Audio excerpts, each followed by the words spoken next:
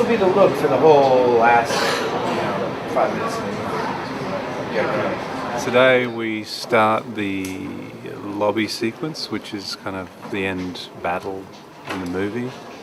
We're about to crash Elvis's Trans Am into the lobby. Should be interesting. It's a one-take deal. This is a snatching strap. It'll arrest the car without jerking the back out of it. It's got about 20% stretch in the rope. So it's going to smash the front part of this and hopefully take everything with it.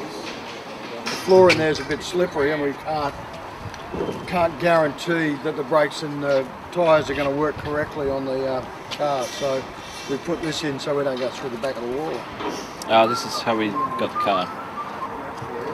It's all beautiful and shiny, but it's all smoke and mirrors because this is what we can do. It's the road. Serious rust. I might get you to walk away from all that area as well. And Matt, you're going to hide around the corner. Yep. And Greg, so you'll stop all that activity out there as well. Okay, let's do it. In fact, it's essential.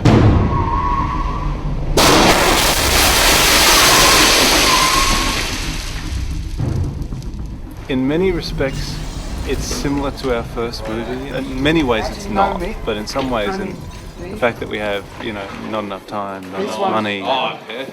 It's ambitious in what we're trying to get, but it's all coming together. We're getting great shots. Willem and Vince started yesterday, and they were fantastic. We had a scene with Ethan, Vince, Willem, and Claudia. So. Yeah, it's pretty amazing to see all those guys together. You're really human.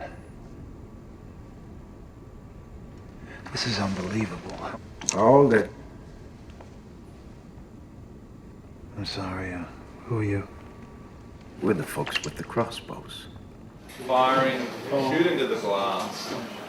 It's the moment you shot into the glass, so you head for the door. As you're heading for the door, we set off a lighting effect. Action!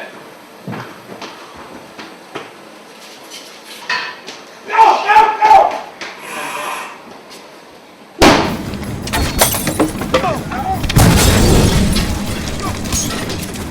You're not going to have time to cover.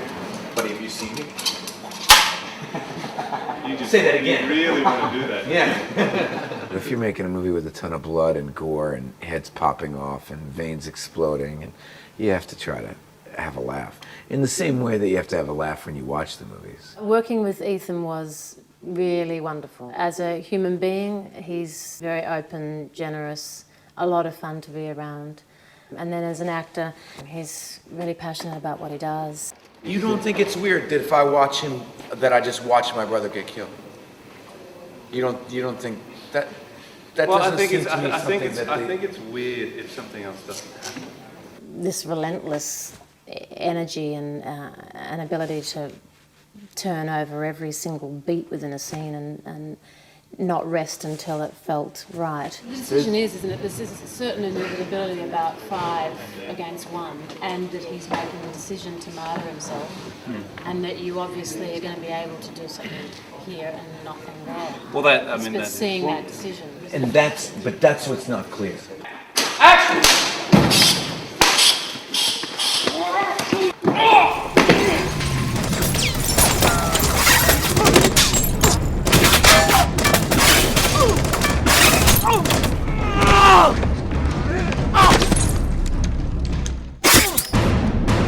There has to be that moment where the moment between you and Frankie has to be, even though it's brief, it has to be very clear that the only option It's for somebody to do is somebody to, and it's clearly going to be him.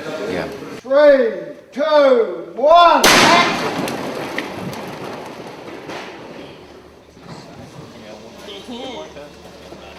Hello. How the fuck are they meant to see out of these? That is absolutely ridiculous. This should be fun, with a fight sequence with extras who can't see.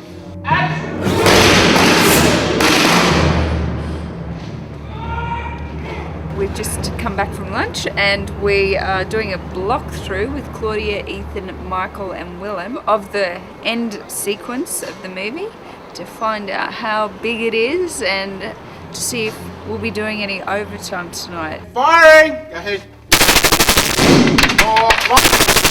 Longer. We have approximately 4 real MP5A3 submachine guns. It's been fitted with a tranquilizer dart on the front end. Beretta pistols and Glock pistols. We have crossbows, crossbow shotguns, and other different sorts of stakes and bows and arrows, that sort of thing. Action!